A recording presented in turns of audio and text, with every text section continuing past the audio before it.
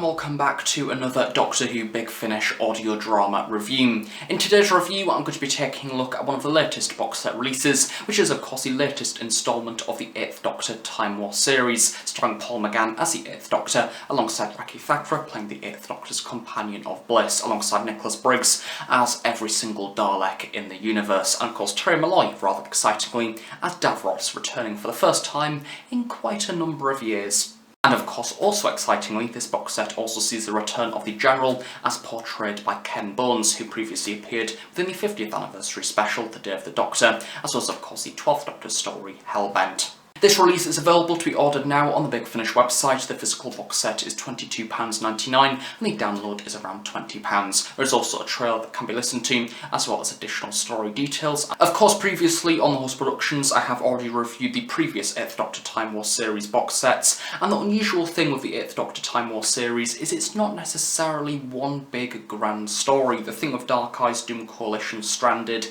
is it all kind of accumulates together to be one big quadrilogy and a one consistent story all the way throughout, with a few odd loose ends here and there, with different single carded stories, I suppose. The unusual thing with the Time War is that you are in a time war, and everything is just ever so slightly weird. We have things that wouldn't normally occur within Doctor Who stories, and of course a rather large focus on the Daleks. But the brilliant thing with Big Finish, and something of which that a lot of Doctor Who fans are rather cautious about when this series was originally announced a number of years ago, is that Big Finish are putting their stamp on the Time War. And for that reason, as you will see throughout this box set, as well as the previous box sets in this series, and all the other Time War related box sets that Big Finish create, is that we don't have those obvious things being included. The likes of the Nightmare Child, the Gates of Elysium, all of that, and I think that to its benefit, is kept a mystery left for Doctor Who fans to speculate as to what those events actually were. This time around you have Big Finish doing their own thing, and this box set definitely proves that that is a good thing, a very good thing indeed.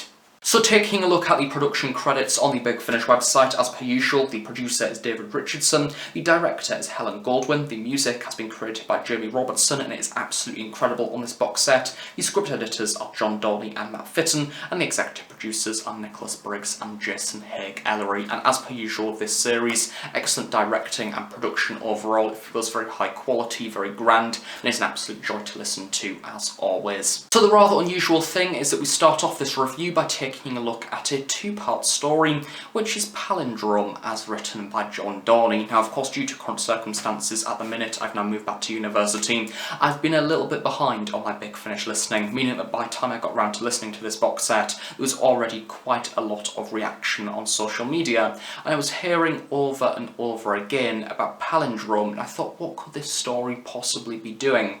And the answer is, it was doing a pretty bloody good thing. Of course, you have the return of Terry Malloy as Davros, however, not the Davros that we come to expect, because at the end of Time War 3, spoilers, the War Valeyard comes back, or just the Valeyard, I suppose, and basically wipes out the vast majority of the Daleks from our universe, with the exception of the Dalek Time Strategist, and as a result, the Dalek Time Strategist has gone to another universe in order to track down Davros. But this version of Davros is a man that is married and has his own house. He's married to a lovely woman called Sian, and Davros is generally a really lovely man that's invented a portal, and he is in a lovely world of Skaro that is pleasant. Everybody lives in different cities and districts. However, there is a little bit of extremism on the horizon, and also a Dalek time strategist that is hoping to once again manipulate time. And that is where I would really like to start off this review, with complimenting to the high heavens Terry Malloy, because Terry Malloy is basically the Big Finish Davros, and he's become my favourite version of Davros simply down to his Big Finish contributions. I think that he understands the character, and I think that he is simply so gripping. He has a presence, but this box set proves that he has a presence at different levels, because as we see for Palindrome, but also the final episode of this box set being Restoration of the Daleks, we have lots of versions of Davros. We have kind, lovely husband married Davros, who is generally somebody that you would like to go to a cafe with and have a coffee, and then you have evil, villainous Davros that we know from our universe. Then we have confused Davros who doesn't quite know who he is. We have evil Davros trying to take over innocent Davros, and then we have Davros kind of realising that the Daleks have now gone on to become something more than he originally intended in Genesis of the Daleks, and as a result is kind of feeling a bit like a spare part. Basically, it's a Davros counselling session across the board. I think that John Dorney does a very good job of developing these different versions of the character. It's all very believable and very, very gripping. It's a great way to start off this box set. Palindrome is a rather non-chronological story, which is something, although we're now 3 to 4 volumes into the Time War series, we've had a little bit of timey-wimey stuff here and there. My general recommendation for listening to this series is when it mentions timey-wimey, sciencey sounding stuff, generally just ignore it, because it's never normally too important for the narrative overall. The understanding of the story isn't necessarily needing that specific sciencey thing, so tend to just ignore it and focus around character, and that is definitely one of the things that happens throughout this story, because it is very character driven, very gripping, and of course we have that balance between both Davros as well as the Doctor. We start off this story with basically the Doctor knowing more, and then as the story progresses we have Davros starting to learn what is going on. He's trying to apply certain things to certain situations to manipulate time himself, and we kind of see Davros becoming the focus as we lead into the mid part of the story, because as I mentioned before, this episode isn't chronological. Palindrome is basically a mess of time zones. We have Davros waking up on a day, he then dies and he wakes up the day before, and everything is going backwards, and in Palindrome Part 2 everything is going forwards at a quicker speed. So as a result, this is one of those stories that you really need to focus on. However, even though it is timey-wimey, it's not to the extent where you just simply can't understand it and it's kind of too confusing for its own good. If anything, it is in fact very simple to follow. It's a story that I found myself immersing within very, very easily because the characters are that well written.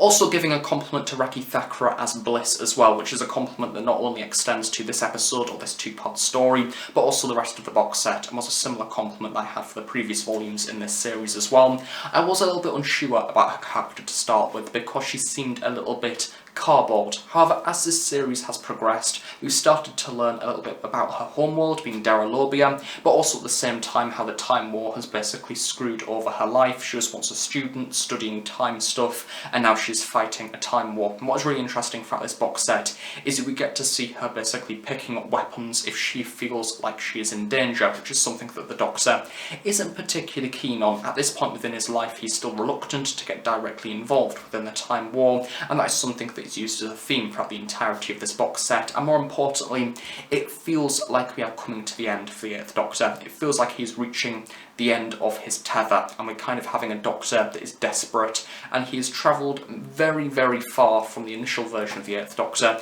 that we see with the likes of Lucy Miller being very fun, adventurous. By this point, he is drained, and if anything throughout this box set we see how the Time War has had its effect on everyone, not only the Doctor, not only Bliss, Davros, but also the Dalek time strategist as well, because he seems a little bit crazier than ever, almost Dalek Khan level, which he was very nutty indeed. Admittedly, one of the main things that made me a little bit cautious about the Time War to start with was I didn't want stories that were just endless Dalek fighting and explosions and then shouting exterminate, and then the Doctor comes along and defeats the Daleks and woohoo, the planet is saved, because it's a time war. Things are depressing, very, very bleak indeed, and this box set continues that. It's a theme that we've seen admittedly in Volume 3 and probably Volume 2 as well, because we're reaching this level of desperateness within the universe. I think that this story has that bleakness to it that a lot of the other stories have had, but this episode writes it in a way that is very effective. It's more than just a run-of-the-mill Dalek story. It definitely does something with the use of time in a time war. We have time distortions, we have the concept of different dimensions, and as a result I really respect this story for what it does. A lot of people have labelled it one of the best Dalek stories in years, and to be honest, I think I'm going to agree. There is something about this story that revigorates the Daleks. It makes them feel like more of a threat throughout the universe, especially considering that throughout this episode's duration, you see them kind of rebuilding in a rather similar way that we get to see them within Blood of the Daleks. We have a planet that is surrounded by, at the very beginning, a rather happy, jolly, social world. Then as we go on, we end up in a war-torn Skaro, and basically this dodgy version of Dalek progressing to the modern version of Dalek due to the help of the Dalek time strategist manipulating time and using the people from the Davros' other universe in order to further his aims within the Time War. So it's all very manipulative, very creative, and yeah, I really respect it. Next up, we move on to Dreadshade, as written by Lisa McMullen, and this episode is one that features Ken Bones as the General, and I'm going to get it out there straight away and say that he only appears throughout this story, so for those of you that are fans of Ken Bones, which I'm sure there is a number of you, this episode is the only one to feature him, and he does a very good job. In fact, one of the main things about this story that I really like is the way that we have the General kind of being the main focus of Gallifrey. It's great to see the 8th Doctor and Bliss back in our universe this time round after solving some of the events within the previous story, being palindrome. It's a bit of a Gallifrey time war kind of episode where we have Gallifreyans dealing with something that they really don't like, and it is not knowing what's going on, because the Time Lords have a massive ego. They know everything that's going on, they know the alternative timelines and dimensions, and they can guess every eventuality. So what happens when the Time War has finally been won, because there has been mass surrender throughout the universe? However, the Time Lords and all the soldiers can't even remember who they were fighting in the first place, because the Daleks have been wiped from the face of reality. Something that I really like about this episode overall is that we have a focus on the War Council as opposed to the CIA, the Celestial Intervention Agency, that we get to see a lot of within the Gallifrey Time War series, because the CIA has, as the title suggests, a lot of focus around corruption and Gallifreyan people doing the wrong thing, and Gallifreyans trying to further their aims within the Time War, however, not getting their hands dirty. The thing with the War Council is they get their hands dirty. We have the inclusion of the sky trenches throughout this story, the inclusion of combat, and a few characters that we've seen from previous box sets as well, and we get to see the Doctor in a situation that he doesn't particularly want to be in. Of course, not only Ken Bones, we also have the return of Julie Mackenzie as the 12, who previously appeared within the last box set, or was it the one before? I can't remember. It's a time war. It was either last week or several years ago. But yes, Julie Mackenzie is as great as ever. I really love the concept of having this old woman that looks very vulnerable and is pretty much a stereotypical British old woman. You could imagine her with little boiled sweets and a cup of tea. In fact, I'm pretty sure we've seen that within one of the previous stories of this series. However, she's so innocent looking, but she is the centre of chaos, and she grows with chaos because she's within the Time War. She's rolling in it, basically, and she wants a role on Gallifrey. She wants a permanent role to basically give her some use, and as we see at the start of the story, she's put in stasis within the Omega Arsenal, and the Omega Arsenal is basically a series of weapons, and of course the 12 is the 12 and manipulates her way out using the Dreadshade. And I'm not really going to go into too many of the other details throughout this episode. I think that Julie Mackenzie does a great job. We have a few of the personality hops here and there. However, there's not much of it. I definitely love the performance of Matt Bonar as the 11 within Doom Coalition and Ravenous. I really love that particular portrayal of the Time Lord Renegade. But at the same time, there's something about Julie Mackenzie that is just really fun to listen to. Concerned at this point because on the Big Finish website currently, from what I understand, this series isn't officially continuing. I'm guessing that we might get to see more Time War themed box sets in the future, maybe not as a part of this series though, however, but I just want to see more of Julie Mackenzie as the 12 because I feel like there is more to uncover, and at this point within the series we've not really seen too much of her. I think we've seen 3 stories, maybe. There was quite a focus with one of the previous ones of the box set, but I just want to see more. Much like Mark Bonar, I think there's something gripping about the character that, again, within the audio format, works so well because you can get within this rather unusual character's head. And of course, talking about Ken Bones, I have nothing but compliments for Ken Bones. He's excellent. I think there's something great about seeing a character that was introduced within TV Doctor Who, technically chronologically introduced in the future. However, Big Finish have gone back and implemented him within the Time War prior to his introduction within the TV show canon. I think that it makes perfect sense. It's great to see his character make the leap into the audio drama world, and to be honest, I will be disappointed if we don't see him again in the future. It's also great to see throughout this episode that we have the opportunity for Bliss to make some connections on Gallifrey, which I imagine if this series continues, that may be of prominence in the future. And we do also get to see the return of Rasmus as well, who's a rather nice and kind Time Lord who has good motivations for everybody around Gallifreyan society, and he did of course also previously appear within the Susan's War box set. So again, I love these links. I love the fact that we are having characters hop between these different box sets to give the impression that Doctor Who is one big grand universe with literally loads of characters to explore. So yes, overall for Dreadshade, it's a good story. I think this episode could have very, very easily been dull. It could have, and that's no offence to Lisa McMullen, because she's done an excellent job. If anything, she has exceeded my expectations, because I think even one of the best and most well-known Big Finish writers would struggle to create a story that is sat in between an episode that likes a palindrome with the return of Davros and another mega Dalek story featuring the revival of the Daleks. I think that Dreadshade is a story that is considerably strong for the episodes that surround it, and again, another enjoyable listen. So thumbs up Lisa McMullen. I hope we see more of her in the future of this series, because I also really enjoyed the Famished Lands within the previous box set. She has an interesting take on the Time War, and always seems to contribute something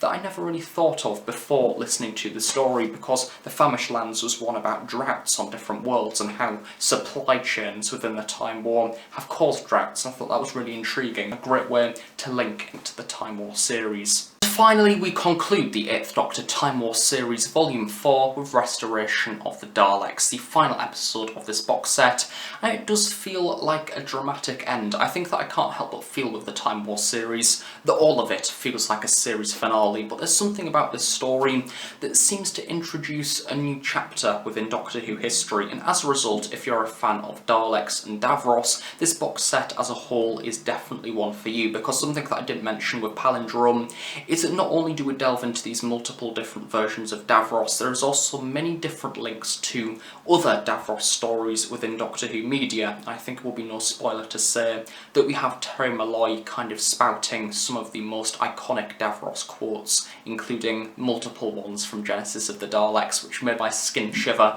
when I first heard it, because I definitely didn't expect it. This story, again, is a different version of Davros, because we see Davros basically being sent ahead into our universe as a Laborat, basically before the brand new fleet of Daleks. However, he's realised that this version of Dalek are not the Dalek that he originally intended. They've gone on to basically become a war machine throughout the universe, and do they really need Davros anymore? And that's something that is also mentioned by the Dalek time strategist, which I found quite interesting, the way that Matt Fitton writes this within Restoration.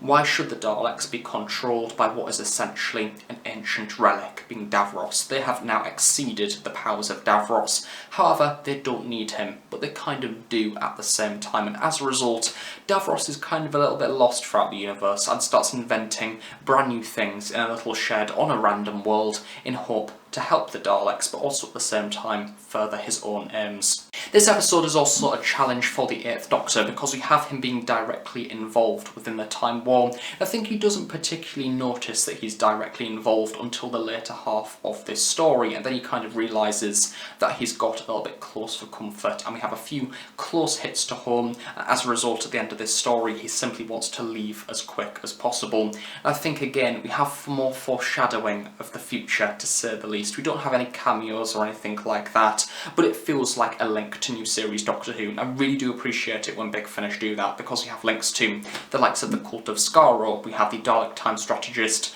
basically having this master plan to bring back the Emperor Dalek. I'm only 20 years old, so naturally I grew up with new series Doctor Who, and I loved Doctor Who Series 1 with Christopher Eccleston, and this box set feels like Parting of the Ways and Bad Wolf. The way that Nicholas Briggs does all the varied Dalek voices, the way that we have the return of the Dalek Emperor within the audio drama format, as sound is simply surrounding you, it creates impact, it creates suspense, but also at the same time it links back to other Dalek stories. For example, the climax of this episode does very much remind me of Evil of the Daleks, as well as a few themes seen throughout 80s Doctor Who, that battle between the Daleks that Davros has made, and that battle between the Daleks that the Supreme Dalek or the Emperor Dalek have created. And again, paralleling, in fact, Dreadshade, it brings in a few of the components from that story, because as I mentioned, that episode is focused around Time Lord Ego. This time round, interestingly, we have Dalek Ego, and basically what are the flaws of the Daleks, why do they think that they're absolutely amazing,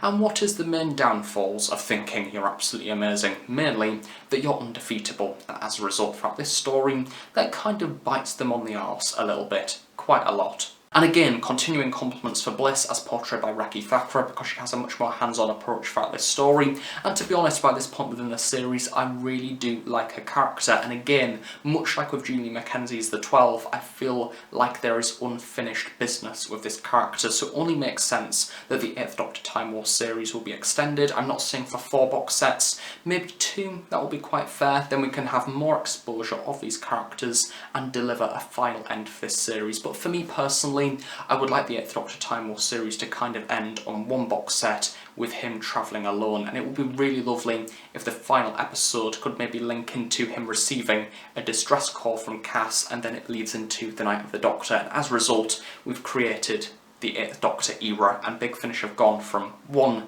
measly little movie within the Doctor Who canon to this immense era of adventures with many companions. And let's face it, this is another one of those box sets where I am happy to be a Big Finish listener, because it's got lots of great stories, lots of great character, it's got bloody Terry Malloy in, Terry Malloy being incredible. So yes, naturally, I do recommend this box set if you've listened to the previous box sets as a part of this series, and if you're somebody who is a little bit cautious at this point as to what to expect, I do believe going back to the Time War Volume 1, listening to that one and then deciding from there if you would like to continue this series. I suppose in theory you could go in knowing that basically the War Valyard has taken away all the Daleks from our universe, and at the end of the box set they return to our universe. You could kind of go in having not listened to any of the previous box sets, because there's not really too many links, but overall it would be nice to experience this series from the very beginning. But if you're particularly a fan of Davros, I don't think there's much stopping you listening to this box set by itself without any prior knowledge beforehand. So thank you very much for watching this review. I really hope you have enjoyed it. Do of course stay tuned on The Host Productions for brand new Doctor Who content each and every week, as well as of course regular Big Finish audio drama reviews. I know we've kind of reached the end of this current series of the 8th Doctor Time War. What else would you like to see from the 8th Doctor? Would you like to see them go back and do more adventures with previous companions, the likes of what we got to see within the Further Adventures of Lucy Miller box set? Would you like to see them break the 8th Doctor adventures entirely? We've got an interesting future ahead with Big Finish, especially with the end of the Big Finish main range in early 2021, of course the series leading entirely into box sets. I think that may shake things up a bit, but yes, lots of stuff to come in the future, and only time will tell. So thank you very much for watching this review, and I shall see you all next time. Bye for now.